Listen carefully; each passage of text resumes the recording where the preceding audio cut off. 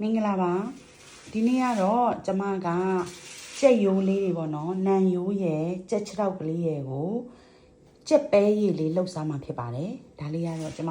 ပါဝင်ပစ္စည်းလေးတွေပါရှင်ဒါလေးကတော့ကြက်ရိုးလေးပါဒါလေးကတော့ပဲမုံကိုအရေးဖြော်ထားတာပါဒါလေးကတော့ဂေါ်ဘီတုပ်လေးပပလေးထားတယ်ဒါလေးကပူစီနံလေးဒီမှာကငရုတ်သီးစိမ်းခန်းချင်သီးတမယာသီးကြက်သွန်နီရယ်အဲ့ဒါလေးကိုကျမအခုချက်ပြုတ်ပြင်ဆင်ပါမယ်ရှင်ပထမဦးဆုံးကတော့ကြက်ရိုးကို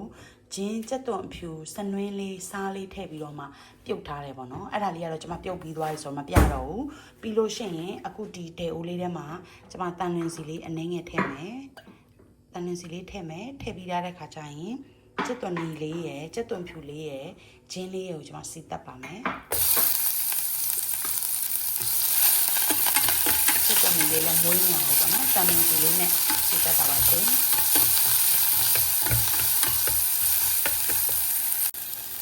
စနွေးလေးအနှဲငယ်ထည့်ပြီးတော့မှစီတက်ပါတယ်ပြီးရင်ကြက်သွန်ဖြူနဲ့ဂျင်းလေးနည်းနည်းထည့်လိုက်ပါတယ်အခုလိုလေးရလာပြီဆိုရင်ကျွန်မပဲရည်ထည့်ပါမယ်ကြက်သွန်နီထည့်ရတဲ့ရည်ရွယ်ချက်ကကျွန်မတို့ကချိုးအောင်ထည့်တာနော်ကျွန်မတို့ကစားနဲ့ပဲချက်တာကျမရေးရအချိုမုံလေးကြက်သားမုံလေးဗာမုံညာမုံလေးလုံးဝမသုံးတာဖြစ်တဲ့အတွက်ဟင်းရည်ကိုအရသာရှိအောင်လို့ကြက်သွန်နီလေးထည့်ကြော်တာပါနော်ဒါလေးကအခုကျွန်မပဲရည်လေးထည့်လိုက်ပါတော့မယ်ပဲရည်လေးကိုထည့်ပြီးရင်ကြက်ပြုတ်ရည်လေးနဲ့ရောပြီးတော့မှကြိုးပါမယ်ရှင်ကျမတို့ဟင်းရည်တည်ထားတဲ့အချိန်မှာအတုံတုပ်ဖို့အတွက်ပြင်ဆင်ပါမယ်ငရုတ်သီးစိမ်းလေးရယ်တမယာသီးရယ်ခန်းကျင်သီးရယ်ကိုပပလေးလိမယ်ဂေါ်ဘီလေးရယ်ပူစီနံလေးရယ်အကုန်လုံးပြင်ဆင်ထားပါမယ်ရှင်အခုလိုဟင်းရည်လေးပွက်လာပြီဆိုရင်ကျမတို့ကမဆလာလေးကိုအုပ်လိုက်ပါမယ်ဒါလေးကမဆလာလေးပါမဆလာလေးအုပ်မယ်ပြီးလို့ရှိရင်အရသာအတွက်စားထည့်ပါမယ်စားတစ်ခုပဲထည့်တာပါနော်ငံပြားရည်တွေပါမသုံးပါဘူးရှင်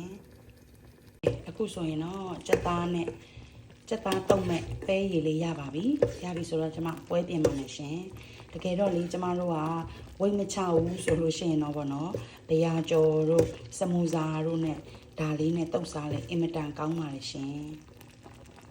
နောက်တစ်ခုကတော့ကျွန်မ squish လေးကင်ပါမယ်နော် squish က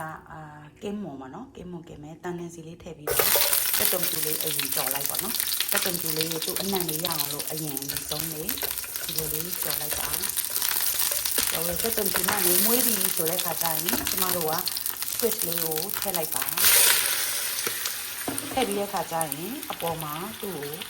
စားလေးပေါ့နော်စားလေးပဲနည်းနည်းဖြူပြီးတော့မှငရုတ်ကောင်းလေးရဲ့စားလေးရဲ့ဖြူပြီးတော့3မိနစ်လောက်ကြော်ပြီးလို့ရှိရင်ရပြီနော်စကစ်ကအကြာကြီးလှုပ်เสียမလို့နော်ကြက်ယူလေးကိုဓားလေးနဲ့အရွယ်တော်လေးတွေသေးအောင်လုပ်လိုက်ပါနော်အဲ့ဒါလေးမှစားလို့ကောင်းတာပါပြင်ပါမယ်နော်ကြက်ယူလေးထည့်မယ်ပြီးရဲ့ခါကျရင်ကျမတို့ဂေါ်ဘီလေးဘေးရထည့်မယ်ခရမ်းချင်သီးလေးထည့်မယ်ငရုတ်သီးစိမ်းလေးထည့်မယ်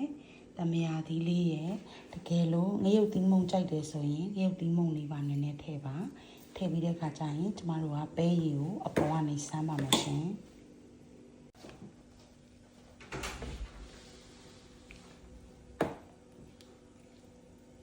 ရိုက်ပိတ်ကဲအခုဆိုရင်တော့ကြက်ပဲတုပ်ကလေးရပါပြီเนาะကြက်ပဲရည်တုပ်ကလေးเนาะလှုပ်ရှားကြည့်ပါเนาะလုံးဝကိုဒီဟာကျမကြီးနဲ့ညီညွတ်ပါတယ်ကျမတို့ငံပြားကြီးနဲ့လည်းမထည့်ထားဘူးစားတစ်မျိုးတည်းနဲ့ကြက်ပြုတ်ရည်နဲ့ပဲချက်ထားတာပါเนาะ